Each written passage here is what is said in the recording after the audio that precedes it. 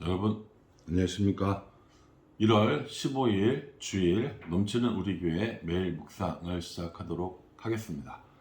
오늘은 주일입니다. 여러분 또 만나서 함께 예배드리는 좋은 날인데, 여러분 감사하는 마음, 기쁜 마음, 좋은 마음 가득 안고 오셔서 함께 예배드릴 수 있었으면 좋겠습니다. 오늘 말씀을 한번 살펴보겠습니다. 오늘은 민수기 9장 1절부터 14절까지의 말씀입니다. 오늘 이 말씀은 좀 주의 깊게 보셔야 할 필요가 있습니다. 몇 가지 조금 헷갈릴 만한 것들이 나오거든요. 근데 본문을 여러 번 읽어보신 분들은 아마 다 알 수 있을 거라고 생각을 합니다. 먼저 9장 1절에 보면 이렇게 얘기합니다. 애굽 땅에서 나온 다음 해 첫째 달에 여호와께서 시내 광야에서 모세에게 말씀하여 이르시되, 이렇게 얘기합니다. 그러니 애굽 땅에서 나온 다음에, 그러니까 2년 차는 거죠. 2년 차 첫 번째 달, 이렇게 이야기합니다. 자, 여기서 우리가 한번 짚고 넘어가야 할 게 있어요. 이 성경에서 나오는 몇째 달, 몇 월, 며칠 이렇게 나오는 게 있잖아요. 이게 오늘 우리가 이야기하고 쓰고 있는 그 양력의 달력과 같은가 혹은 다른가 라는 것들을 점검해 볼 필요가 있습니다. 이스라엘은 6월절을 굉장히 중요하게 생각했습니다. 애굽에서 탈출한 날이죠. 그래서 종교적인 달력을 쓸 때, 종교력이라고 얘기하는데, 종교 달력, 종교력 이렇게 얘기하는데, 종교력을 쓸 때 그 기준이 되는 게 바로 6월절입니다. 6월절은 그러니까 애굽에서 탈출할 때 그때 그 6월절이 1년이 시작되는 거죠. 그때 그 종교력이 시작되는 겁니다.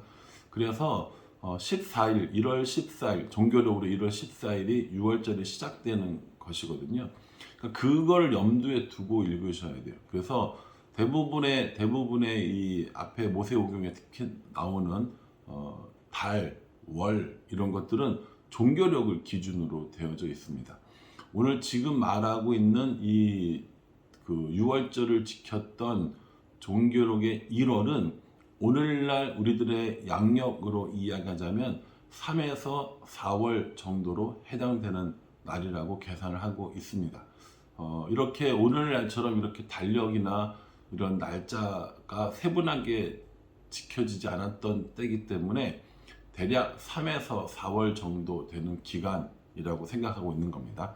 그래서 여러분 이걸 염두에 두시고, 여기서 말하는 달력 그리고 월 이런 것들은 종교력을 기준으로 하고 있다라고 보시면 될 것 같아요. 그런데 1장 1절에도 사실 달력이 나오거든요. 1장 1절에는 뭐라고 나오냐면은, 민수기 1장 1절에 애굽에서 나온 후 둘째 해 둘째 달 첫째 날, 이렇게 얘기합니다. 그러니까는 2년 2월 1일을 말하는 겁니다. 둘째 해 둘째 달 첫째 날, 그러니까 2년 2월 1일. 근데 오늘 우리가 읽은 9장 1절에 뭐라 나옵니까? 다음에 첫째 달, 이렇게 얘기하는 겁니다. 그러니까 다음에는 둘째 달이란 말이 같은 말이니까 2년 1월을 말하는 겁니다. 여기서 말하는 이제 지킬 6월절은 1월 14일인 거죠.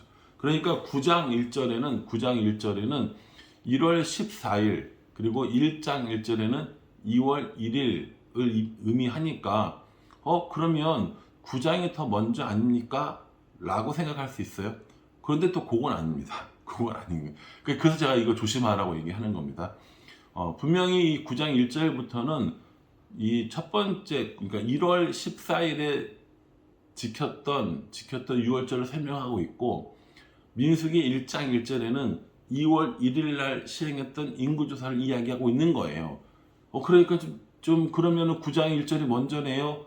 라고 생각할 수 있지만, 엄밀히 정확히 이야기하자면 이 9장에 나오는 6월절은 두 번째 6월절입니다.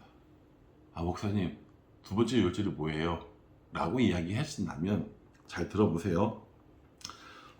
몇 절을 보셔야 되냐면 6절을 한번 보세요. 6절. 그때 사람의 시체로 말미암아 부정하게 되어서 6월절을 지킬 수 없는 사람들이 있었는데 그들이 그날에 모세와 아론 앞에 이르러 이렇게 됩니다. 유월절을 지키려고 했더니만 사람의 지체로 인해서 부정하게 된 일이 있는 사람들이 있는 겁니다. 여러분 이걸 우리나라 지금 시대와 똑같이 생각하시면 안 돼요. 여러분 우리가 지금은 사실은 사람들의 시체를 만질 일도 없고 병원, 뭐 장례 이런 문화가 워낙 발달됐기 때문에 이럴 일이 없지만 예전에는 그렇지 않았습니다. 예를 들어서 가족이나 뭐 친한 사람이나 뭐 이웃 사람이나 이렇게 죽게 되는 일이 생기면 그 사람 장례를 다 사람들이 치러야 될 거 아닙니까? 그런 식으로 해서 사람의 시체를 만져서 부정하게 된 사람들이 있었다는 겁니다. 그러니까 그 사람들이 뭐라고 얘기했냐면 우리는 지금 이런 상태이기 때문에 유월절을 지킬 수가 없는데 우리 어떡합니까? 라고 물어본 겁니다. 그게 이제 이 9장에 나오는 유월절 규례가 되는 것이죠. 그래서 뭐라고 얘기했냐면 8절에 모세가 이르되 모세가 그들에게 이르되 기다리라 여호와께서 너희에게 대하여 어떻게 명령하시는지를 내가 들으리라 이렇게 말씀하고 있는 겁니다. 이해하시겠죠? 1월 14일 날 이미 뭐 했어요? 6월절을 지켰어요. 그리고 2월 1일부터 6월절이 끝나고 2월 1일부터 인구조사를 시작을 했습니다. 그런데 6월절에 원래 지켜야 될 6월절을 지키지 못했던 사람들, 사람의 시체를 만져서 지키지 못했던 사람들이 모세한테 물어보는 거예요. 우리 지금 사람 시체를 만져서 이렇게 6월절을 지키지 못하게 됐는데 우리 어떻게 해야 됩니까? 라고 물어보니까 모세가 이러는 거예요. 잠깐 기다려봐. 내가 하나님 앞에 물어볼게. 이렇게 얘기하는 겁니다. 아 정말 좋지 않아요? 야, 정말 모세의 최대 장점은 이겁니다. 하나님께 즉각 물어보고 즉각 대답을 받을 수 있다는 것. 우리도 모세처럼 하나님께 묻고 하나님께 즉각적으로 답을 받을 수 있는 그런 일이 많아졌으면 좋겠습니다. 라고 이야기하면 너무 또 신비적일 것 같아서 하나님은 사실 우리에게 그런 길을 열어주셨어요. 그래서 우리에게 말씀을 주신 겁니다. 하나님께서 우리에게 직접 말씀하셔야만 그것이 하나님의 말씀이라고 믿으신다면 여러분 그건 정말 큰 착각입니다. 제가 전에도 말씀드렸지만은 이스라엘 백성들은요 홍해가 갈라진 것도 봤어요. 만나와 메추라기도 먹었어요. 근데도 하나님을 부정하고 하나님을 원망하고 하나님께 불평하는 겁니다. 우리의 신앙은요 기적이 표준이 아닙니다. 우리에게 주신 하나님의 말씀이 표준이 되어야 된다는 거죠. 어쨌든 모세가 하나님께 물어봅니다. 하나님 이런 사람들이 와서 이렇게 물어보는데 어떻게 대답할까요? 라고 이야기를 하니까 하나님께서 대답해 주셨어요. 9절에 여호와께서 모세에게 말씀하여 이르시되 이렇게 얘기합니다. 하나님께서 모세에게 야 이런 경우는 이렇게 해야 돼 라고 말씀해 주시는 거예요. 뭐라고 말씀해 주시냐면 규례는 6월절의 규례는 그리고 기한은 똑같이 지키는데 그 사람들에게는 두 번째 달에 규례를 지키도록 두 번째 달에 6월절을 지킬 수 있도록 해주어라 라고 말씀해 주십니다. 그 말씀이 11절입니다. 둘째 달 14째 날 해질 때에 그것을 지켜서 어린 양의 무교병과 순나물을 아울러 먹을 것이요 이렇게 얘기를 해주시는 거죠. 자, 종교력 1월 달에 14일에 6월절이 시작됩니다. 그런데 시신을 만져서 그 기간에 참여할 수 없는 사람들은 두 번째 달 2월 14일에 6월절을 따로 지키게 했다는 겁니다. 그러면서 그 지키는 방법들을 알려주세요. 어린 양을 잡아라, 무교병을 먹어라, 순나물을 먹어라, 다음 날까지 두지 마라, 뼈를 꺾지 마라 이렇게 얘기를 해주시거든요. 이 규례가 원래 6월절을 지키는 규례였어요. 그러니까 이걸 그대로 1월 14일 원래 6월절이 아니라 2월 14일 날 6월절을 지키도록 하나님께서 명령해 주셨다는 겁니다. 그래서 더불어 뭐라고 얘기하시냐면은 너희가 6월절을 못 지키는 경우가 있을 수 있는데 그거 다 안 된다 이렇게 얘기했어요. 무조건 6월절은 지켜야 된다 라고 얘기하시면서 심지어는 너희 중에 있는 외국인들, 타국인들, 다시 말해서 이방인들도 이 6월절에 참여하도록 말씀해 주셨다라는 겁니다. 유월절을 지키지 않으면 스스로 죄를 당하는 것이라고 이렇게 말씀해 주셨습니다. 그럼 유월절의 의미가 도대체 뭐길래 이렇게까지 하느냐라고 물어보신다면 유월절은 예수님을 말씀하십니다. 그래서 유월절 어린 양이라고 우리가 예수님을 표현하는 경우도 있거든요. 그 찬양도 있지 않습니까? 유월절 어린 양의 피로 나의 나나나나나나나 이런 찬양도 있거든요. 없네 나 주보혈 안에 있네 이 찬양 있잖아요. 그거 보면 유월절 어린 양의 피라고 얘기하고 있고 그거 성경에 이제 나오는 말이거든요. 그러니까 예수님을 유월절 어린 양의 피라고 얘기합니다. 그래서 죽음이 넘어간 그 사건을 설명하고 있거든요. 유월절은 단순히 그냥 명절처럼 음식 만들어 먹고 이런 날이 아니라 기억하기 위함입니다. 뭘 기억해요? 구원을 기억하기 위함. 이스라엘 백성들이 애굽에서 구원받은 날을 기억하는 것이고 오늘날 우리들에게는 예수님이 우리를 위해서 십자가를 지심을 기억하는 겁니다. 그래서 이 유월절은 예외 없이 심지어 이방인들도 타국인들도 나그네들도 지키도록 되어 있는 것입니다. 첫 번째 유월절을 엄격하게 지켰으면 두 번째는 좀 이렇게 좀 약식으로 좀 줄여서 할 수 있지 않는가라고 생각할 수 있지만 두 번째도 정확하게 유월절의 규례를 따랐고 외국인들도 타국인들도 나그네들도 똑같이 유월절의 규례를 따라 했습니다. 그러니 오늘 이 말씀은 유월절의 기간 그리고 유월절의 규례는 변함없이 모든 사람들에게 동일하게 적용되는 것이라고 말씀해 주셨고 첫 번째 유월절, 원래 유월절을 지킬 수 없는 사람들에 대해서 하나님께서 두 번째 달 14일에 지키게 하면서 빠짐없이 드릴 수 있도록 배려해 주었다는 것을 우리에게 말씀해 주고 있습니다. 참 이런 거 보면 하나님 참 디테일하세요. 하나님 디테일하시고 자세한 하나님이신 것을 또 볼 수 있습니다. 저는 오늘 이 말씀을 본문을 보면서 두 가지를 묵상을 했습니다.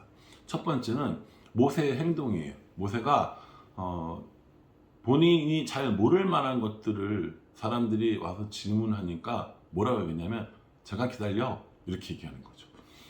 저도 교회에서 되게 여러 가지 많은 질문들을 받거든요. 뭐 성경에 대한 그리고 뭐 신앙에 대한 혹은 뭐 교회 운영이나 조직에 관한 것들에 대한 굉장히 많은 질문들을 받습니다. 그때 이런 유혹에 빠질 때가 있어요. 나는 모든 것들을 다 아는 것 같은 모든 것을 다 아는 사람인 것처럼 그렇게 이야기하고 그렇게 답을 해줘야 된다라는 유혹에 빠질 때가 있거든요. 근데 모세는 안 그랬더라고요. 모세는 기다려봐 하나님께 물어볼게 라고 이렇게 하고 하나님께 물어보는 모습을 볼 수 있습니다. 저는 이 모세의 모습이 참 인상적이었습니다. 그래서 저도 묵상하기를 하나님 앞에 모자란 것, 부족한 것, 많은 제가 모든 사람들의 답을 다 해줄 수 없는 사람임을 깨닫고 모르는 건 모른다고 그리고 하나님께 물어보고 혹은 공부를 하고 연구를 해서 답을 해줄 수 있도록 해야겠다라는 생각을 해보았습니다. 다 아는 척, 다 똑똑한 척 이렇게 살아가는 목사가 아니라 모르는 것에 대해서 모르겠다고 할 수 없는 것에 대해서 할 수 없다고 그렇게 인정하고 하나님께 물어보고 공부하고 나 혼자 할 수 없는 것들은 사람들과 함께하는 교회를 만들어야겠다라는 생각을 했었고요. 또 하나는 뭐냐면 하나님의 배려입니다.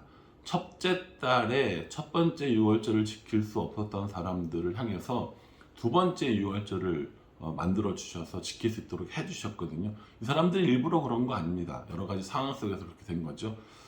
그걸 보고 저도 우리 교회에서 다른 사람들 혹은 여러 가지 이유 때문에 못 오는 사람들에 대한 배려가 얼마나 있는가라는 생각을 한번 해 보았습니다.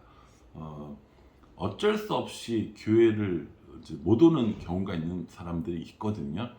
그런 사람들에 대한 배려로 인해서 우리가 유튜브로 계속 영상 예배를 드리고 있는 겁니다. 사실은 부담스러운 부분이 있어요. 유튜브로 모든 사람들이 제 설교를 듣고 또 예배를 이렇게 보낸다는 것이 부담스러운 면이 있지만, 그럼에도 불구하고 함께 못 오는 사람들을 배려하는 마음으로 그렇게 유튜브로 영상을 보내고 있는 건데, 그것뿐만 아니라 우리 교회가 여러 가지 사정에 있는 사람들을 얼마나 배려하고 있는 교회인가 라는 생각을 한번 해봤습니다. 아무리 적은 인원일지라도, 또 아무리 좀 이렇게 상황이 어려운 사람들일지라도 그들을 위한 배려가 있는가, 그들과 함께 마음을 나누려고 하는 교회인가, 그래서 하나님의 마음을 가지고 있는 교회인가, 목사인가, 성도인가 한번 생각해 보게 되더라고요. 오늘 주일이지 않습니까? 저는 오늘 주일에 유심히 좀 살펴보려고 해요. 우리가 우리 성도들 중에 연약한 사람들 혹은 여러 가지 상황에 있는 사람들을 배려하지 못하고 있는 것은 무엇인가, 이렇게 생각해보고 또 살펴보고 함께 이야기들을 좀 해서 그 사람들에게 이렇게 두 번째 6월절 같은 기회를 줄 수 있는 방법을 찾아보도록 하겠습니다. 제 머릿속에 떠오르는 몇 가지 것들이 있는데 그 일들을 한번 사람들하고 같이 협의해서 진행해 보았으면 좋겠다는 생각을 해보고 있습니다. 여러분, 이렇게 말씀이 우리들의 마음을, 우리들의 생각을 건드리고 그것을 하나하나 적용해 나가면서 살아가는 거, 이거 생각보다 되게 재밌습니다. 그러니 여러분들도 더 깊은, 더 적용 가능한 이런 묵상들을 통해서 하나님의 뜻을 발견하고 또 삶에 적용, 실천하는 일들이 많아질 수 있기를 간절한 마음으로 기도하겠습니다. 기도하겠습니다. 하나님, 6월절을 지키는 일은 중요한 일이었습니다. 모든 율례와 규례를 지키라고 했고 예수님이 우리를 구원하신 의미를 다시 한번 새겨보게 해주셨습니다.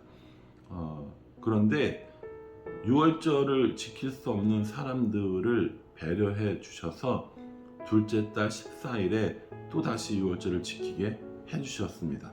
타국인들도 나그네들도 함께 할 수 있도록 배려해 주셨습니다. 하나님, 오늘 이 말씀을 묵상하면서 모르는 것을 하나님께 묻고 또 함께 논의할 수 있는 마음을 주시고, 교회 내에서 혹은 다른 사람들에게 배려하지 못한 것들이 무엇이 있는지 생각해보고 배려하는 삶을 살아갈 수 있도록 주님 인도하여 주시옵소서. 하나님, 한 사람도 빠짐없이 구원에 이르기를 원하시는 하나님의 마음을 보았고, 여러 가지 상황 중에 낙심할 수 있는 사람들을 배려하는 하나님의 마음도 보았습니다. 그러니 저도, 우리 성도들도, 우리 교회도 그렇게 살아갈 수 있도록, 그렇게 행할 수 있도록 인도하여 주시옵소서. 오늘 거룩한 주일입니다. 기쁜 마음으로 함께 예배드리는 성도들을 맞이하고 하나님께 간절하게 예배드릴 수 있도록 인도하여 주시옵소서. 예수님의 이름으로 기도합니다. 아멘. 예, 여러분, 곧 뵙겠습니다. 영상을 예배 후에 보시는 분들은 오늘 들은 말씀, 오늘 선포된 말씀을 통하여서 한 주간 또 기쁨으로 살아가실 수 있기를 함께 기도하겠습니다. 감사합니다.